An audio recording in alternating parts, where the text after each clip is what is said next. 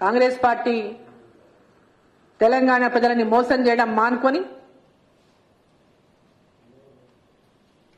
వాస్తవాలను అప్పుల్లో ఉందని వాళ్ళే చెప్తున్నారు. తెలంగాణ రాష్ట్రం 5 నుంచి 6 లక్షల కోట్ల అప్పైంది అంటున్నారు. మరి పైన నరేంద్ర మోదీ గారి ప్రభుత్వం రేపు ఇందిరమ్మ ఇండ్లకు ఆ రోజు కేంద్ర ప్రభుత్వం ఇచ్చి రాష్ట్ర ప్రభుత్వ నిధులతో ఇందిరమ్మ ఇండ్లు కట్టిందా, కేంద్రం రాష్ట్ర ప్రభుత్వ నిధులతో కట్టిందా? ఇప్పుడు ఇందిరమ్మ ఇండ్లు కేవలం తెలంగాణ గవర్నమెంట్ నుంచే ఇండ్లు కడతారా, లేకుంటే రాష్ట్ర కేంద్ర ప్రభుత్వ నిధులతో కడతారా? అది కూడా చెప్పాల్సినటువంటి అవసరం ఉంది. ఆ రోజు అక్కడ ఇక్కడ ఒకటే ప్రభుత్వం ఉండడం వల్లనే కదా ఆడ యూపీఏ ప్రభుత్వం, ఇక్కడ కాంగ్రెస్ ప్రభుత్వం వల్ల కేంద్ర ప్రభుత్వం చూసినటువంటి నిధులన్నీ ఇటు ఇక్కడ సమకూర్చుకొని సమన్వయం చేసుకుని ఇందిరమ్మ ఇండ్లు కట్టింది ఆనాడు. మేము కూడా అదే చెప్తున్నాం. ఇవాళ కేంద్రంలో భారతీయ జనతా పార్టీ అధికారంలో ఉంది. మళ్లీ కేంద్రంలో భారతీయ జనతా పార్టీని అధికారంలోకి వస్తుంది. తెలంగాణలో కూడా భారతీయ జనతా పార్టీ అధికారంలోకి వస్తేనే పేద ప్రజలకు పూర్తిగా న్యాయం జరుగుతుంది.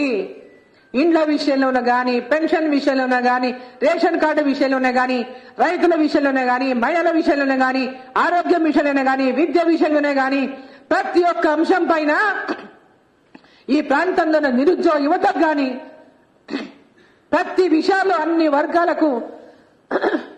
వర్గాలకు కుల మత భేదాలు లేకుండా న్యాయం జరగాలి. తెలంగాణ అభివృద్ధి పదంలో ముందుకు పోవాలంటే ఖచ్చితంగా తెలంగాణలో కూడా భారతీయ జనతా పార్టీ అధికారంలోకి వస్తేనే సాధ్యమైతుంది. కాబట్టి తెలంగాణ ప్రజలందరూ కూడా ఇవాళ భారతీయ జనతా పార్టీని గెలిపిస్తేనే లాభం అవుతున్నటువంటి ఆలోచనతో భారతీయ జనతా పార్టీని గెలిపించాలా, ఒకసారి భారతీయ జనతా పార్టీకి అవకాశం ఇవ్వాలి.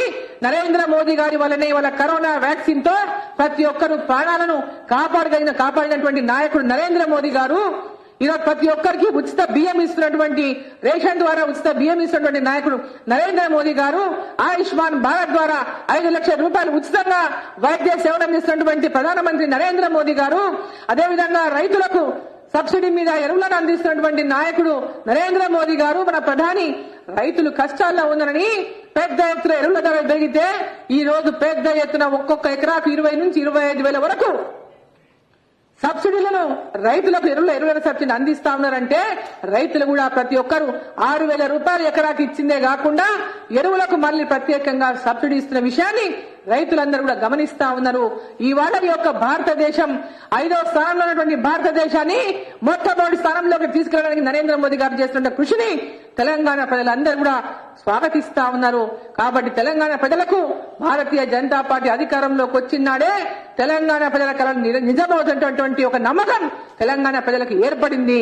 ఆ యొక్క నమ్మకం ఏర్పడి ఆ విశ్వాసంతో తెలంగాణ ప్రజలు ఉన్నారు కాబట్టే భారతీయ జనతా పార్టీని అడుగడుగున ఏ విధంగా అయితే అణచివేయాలనేటువంటి ప్రయత్నం బీఆర్ఎస్ పార్టీ, కాంగ్రెస్ పార్టీ కలిసి ఆడుతున్నటువంటి నాటకాన్ని తెలంగాణ ప్రజలు గ్రహిస్తా ఉన్నారు. బీఆర్ఎస్, కాంగ్రెస్, ఎంఐఎం వాళ్ళు ముగ్గురు తోడు దొంగలుగా కలిసి ఉండి భారతీయ జనతా పార్టీతో వీళ్ళున్నారు వాళ్ళున్నారనేటటువంటి విధంగా పెద్ద ఎత్తున అనేక రకాలుగా మీడియా మాధ్యమాల ద్వారా, అనేక రకాల సోషల్ మీడియా ద్వారా అడ్డగోలుగా ప్రచారం చేసి ప్రజల లోపల ఒక నెగటివ్ చేయాలనే ప్రయత్నం చేస్తున్నా ఇవాళ తెలంగాణ ప్రజలంతా మేలుకున్నారు.